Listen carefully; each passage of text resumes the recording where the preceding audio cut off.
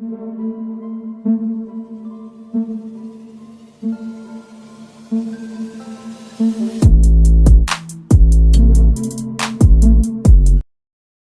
दोस्तों, scary story official में आप सबका स्वागत है। आज की कहानी की तरफ बढ़ने से पहले चैनल को सब्सक्राइब कर लीजिए और अगर कहानी अच्छी लगती है तो प्लीज़ लाइक एंड कमेंट करना मत भूलिएगा। दोस्तों, आज की कहानी बहुत ही ज़्यादा डरावनी है, तो ध्यान से सुनिएगा। और सबसे पहले तो रूम में एको हो रहा है, तो इसके लिए सॉरी, लेकिन थोड़ी प्रॉब्लम्स की वजह से मुझे ऐसे स्टोरी बोलना पड़ रहा है, तो आप लोग थोड़ा सा एडजस्ट कर लेना। तो कहानी शुरू करते हैं। कहानी है किरण की। किरण ने अभी अभी नर्सिंग अपना कंप्लीट किया है और एक हॉस्पिटल में उसे जॉब मिल गई है। बहुत खुश है कि पहला ही जॉब और इतने बड़े हॉस्पिटल में उसे जॉब मिली है। तो उसके घर वाले भी खुश होते हैं, वो भी खुश होती है।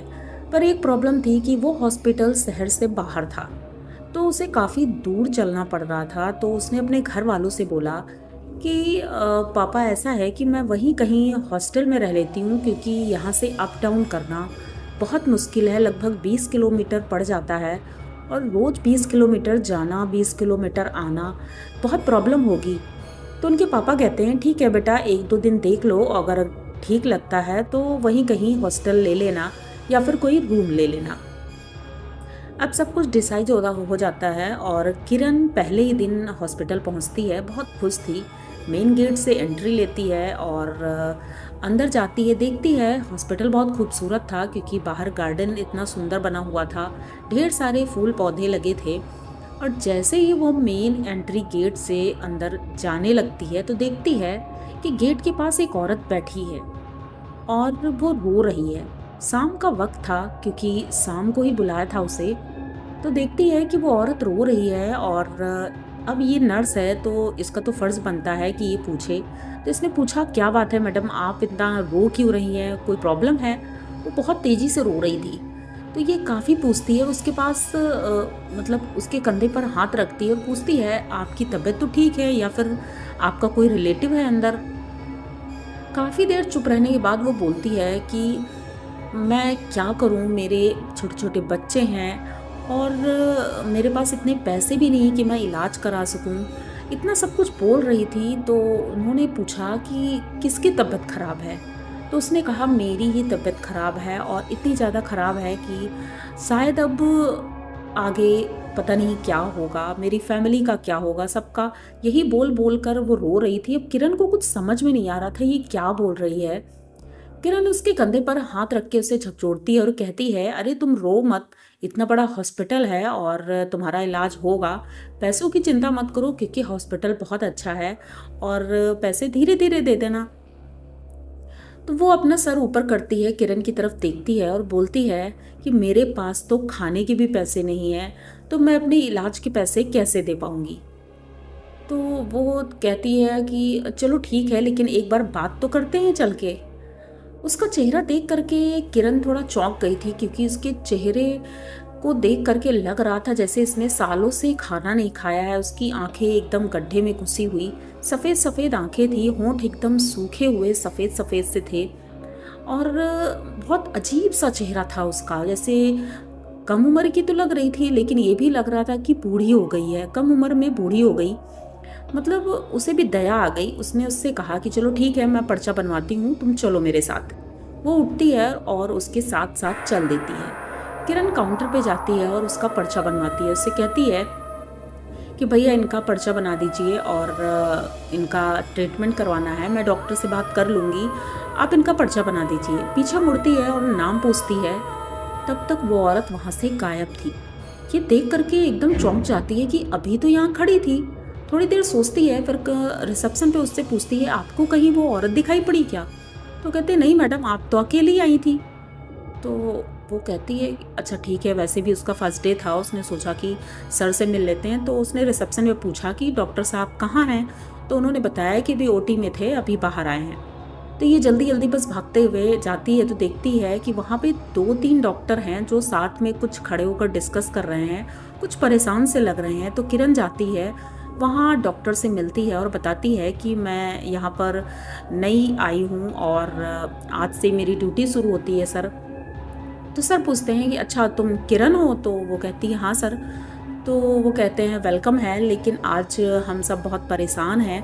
किरण कहती क्या हुआ सर, आप लोग मतलब कुछ ज़्यादा ही परेशान लग रहे हैं। तो कहते हैं हाँ परेशान हैं, क्योंकि एक पेशेंट ऐसा आया था जो मतलब पैसे नहीं थे उसके पास, लेकिन कैंसर के लास्ट स्टेज में आया था, जिसे हम बचा नहीं पाए।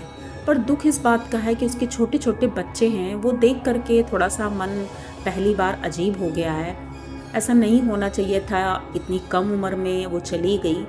अब ये सुनते ही किरण ये सोचती है कि ऐसे भी हो सकता है। अब पहला एक्सपीरियंस था उसका, तो वो कहती है सर मैं उन्हें देखना चाहती हूँ। तो सर कहते हैं ठीक है, वो अंदर है, आप देख लो। तो उसकी बॉडी अंदर ही थी, ये धीरे धीरे उसकी तरफ बढ़ रही थी। देखती है तो उसके मुंह पर चद्दर था। ये चद्दर जैसे ही हटाती है, देख करके इसके मुंह से चीख निकल जाती है और चीखते ही बेहोश हो जाती है। सभी दौड़ कर आते हैं, इसे बेड पर लिटाते हैं, ले जाते हैं बाहर। जब इसे होश आता है तो उससे पूछते हैं क्या हुआ था। तो उसने जब पूरी बात बताई तो किसी को इस बात पर विश्वास ही नहीं हो रहा था कि ये क्या बोल रही है। अब लेकिन इसने तो देखा था कि वही औरत थी जो मेन गेट पर बैठी मिली थी, और वही औरत जो मर चुकी थी। दोनों एक ही औरतें थी, मतलब कि वो औरत मर चुकी थी जब गेट के बाहर उसे मिली। ये सोच करके ही किरण घबरा जाती थी। वो उसी दिन तुरंत घर वापस आ जाती है। डॉक्टर्स उसे घर अपनी गाड़ी से भिजवा देते हैं, लेकिन किरण इतना ज़्यादा डर चुकी थी कि अब उसे रात में भी वही औरत दिखाई पड़ती थी। वो उससे कहती थी कि मेरे बच्चों को मेरी ज़रूरत थी और मैं बहुत जल्दी चली गई हूँ, तो क्या तुम मेरे बच्चों की मदद कर सकती हो? तो किरण कहती है कि मुझे तो कुछ पता भी नहीं है, मैं कैसे मदद करूं, क्या करूं।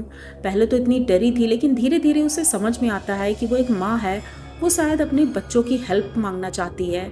तो किरण उसके घर का एड्रेस लेती है, उसके घर पहुंचती है तो देखती है कि उसका जो पति था उस औरत का, वो शराबी था और शराब पीकर वो सड़क पर पड़ा हुआ था, और उसके छोटे छोटे बच्चे घर में भूख से तड़प रहे थे।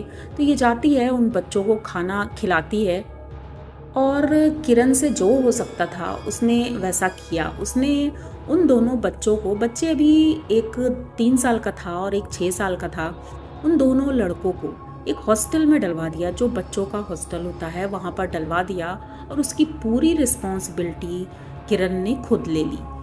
उन्होंने ये कहा कि जब तक बच्चे अपने सामर्थ्य नहीं हो जाते हैं तब तक मैं इनका पूरा खर्चा उठाऊंगी, पढ़ाई का प्लस रहने का।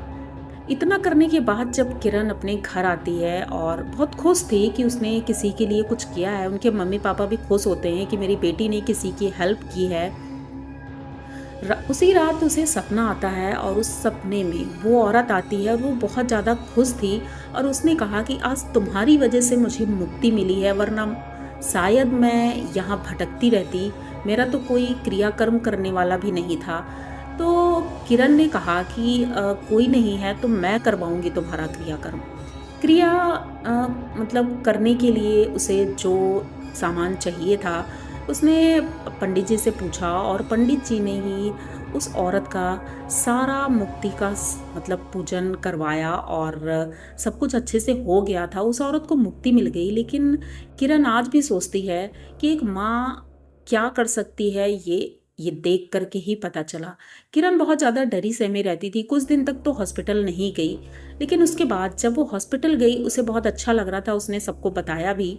सब लोग बहुत ज़्यादा प्राउड फील करवा रहे थे किरण को कि तुम बहुत अच्छी हो और तुमने बहुत अच्छा किया। सभी ने अपनी अपनी तरफ से उन बच्चों के लिए कुछ ना कुछ हेल्प की।